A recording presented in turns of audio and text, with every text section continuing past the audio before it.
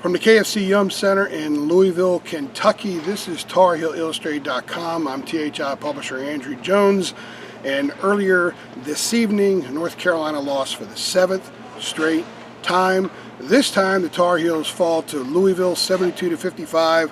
No meltdowns, no last-second drama, nothing like that at all. The Tar Heels ended up giving up their huge run in the middle of the game, and that's the first of three things that I'm going to talk about here on this video. First of all, it was 25-21 with about 4 minutes left in the first half. Cole Anthony had just hit a couple of free throws. Tar Heels were playing okay at that time. They were playing pretty well defensively.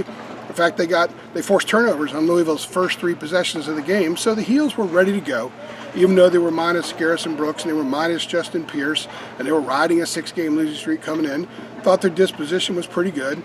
They got some big buckets from Andrew Platek, who had 2 threes in the first half, and they were finding a way to stay in the game, taking advantage of a Louisville team that didn't really seem as sharp early in the game as they were, or appear as sharp early in the game as they were later on. Part of that was because of Carolina, because after Anthony hit those 2 free throws to cut it to 4 points, Louisville exploded. They ended the half on an 11-2 run. They scored the first 11 points of the second half.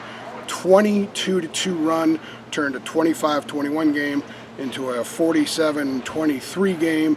It was all over. That was the largest margin of deficit that the Tar Heels faced in the game, but the game was over at that point. It was merely a matter of what the final score would be and finishing the thing out. So the Tar Heels just didn't handle it well there. They didn't get good looks offensively. They turned the ball over a lot. Louisville ended up scoring 18 points off of 17 Carolina turnovers, which is really bad in any game. It's especially bad in a low possession game, and a bunch of that came during that 22-2 stretch. One of the other things I want to talk about is the fact that the Tar Heels did not have Garrison Brooks. They were missing their best big man, and some people may say their best player, because Brooks does a lot of things well for the Heels, and the way he had played in the last 2 games, scoring 20 against Virginia, 22 Monday night at Notre Dame, and doing so wearing the goggles, he had really kind of gotten comfortable playing with Cole Anthony again. And then he wakes up a couple days ago, he's not feeling well. The Tar Heels fly here to Louisville yesterday.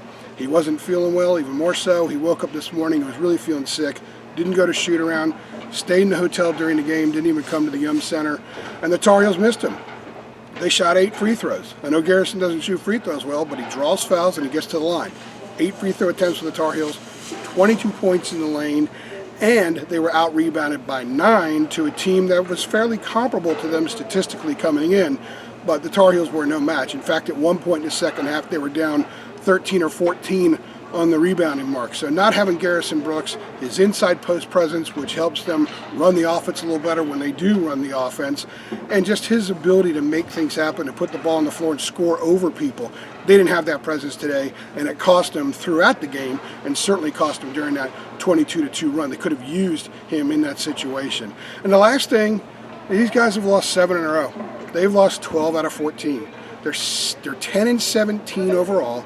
They're 3-13 in the ACC, and it's looking more and more like this team is going to be the number 15 team in the league, last place in the league, number 15 seed in the ACC tournament, or the bottom seed, because Georgia Tech situation.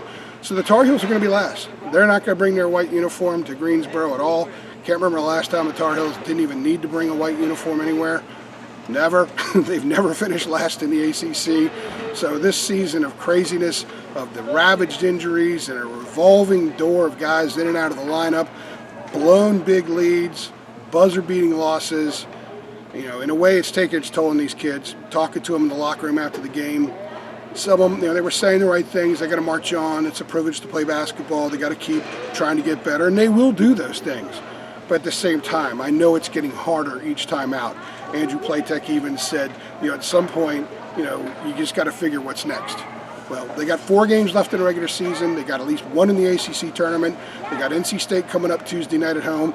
Kids will be jacked up for that. The arena ought to be excited. It's an opportunity for Carolina to beat their rivals. If they can go 2-0 against NC State this year, I guess that'll be one thing these kids can hang their hats on, because there's not a whole lot else. From the Yum Center, this is Andrew Jones from Tar Heel Illustrated, Louisville 72, Carolina 55. Don't forget to click like on the video here in Tar Heel Illustrated on our YouTube channel, and also subscribe so you can get all of our videos, including a bunch of football stuff coming up later this week. Mac Brown press conference, and we get to talk to the 2 new assistant coaches as well. We'll have all that for you on THI and also on our YouTube channel. Thanks.